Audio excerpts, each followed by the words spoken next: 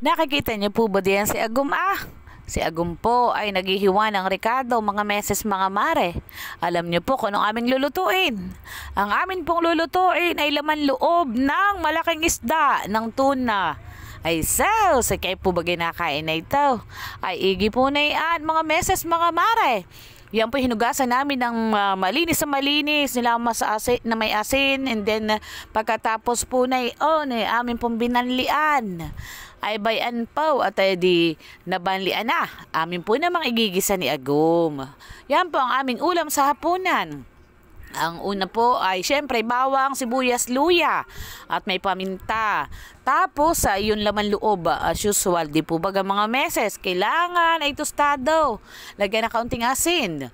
At syempre may pampalasa na magic sarap. Bekenemen, magic sarap.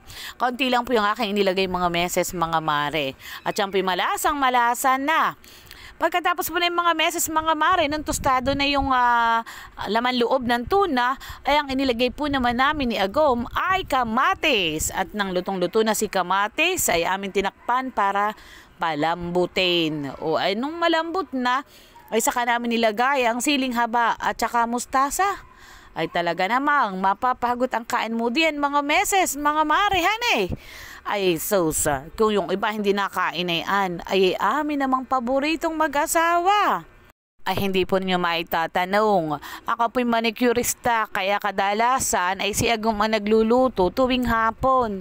Dahil ako po'y bawal magbasa ng kamay at syempre pagod mapapasmahan. Pwede nga, o sadyang tamad magluto mga meses, ay hindi naman mga meses mga mare. Ay yung kaya kong gawin na hindi mababasa ang aking kamay ay ginagawa ko na kagaya ng pagigisa syempre.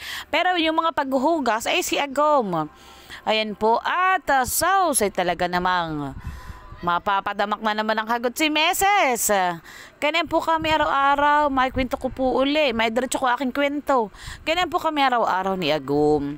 Pagdating po namin sa hapon galing sa trabaho ay nakapagsaing na naman si bunsuhan namin ay pagluluto na lang ng ulam ang aming ginagawa ni Agum. O ay di po baga, tulong-tulong sama-sama sa hirap at ginhawa mga meses mga mare.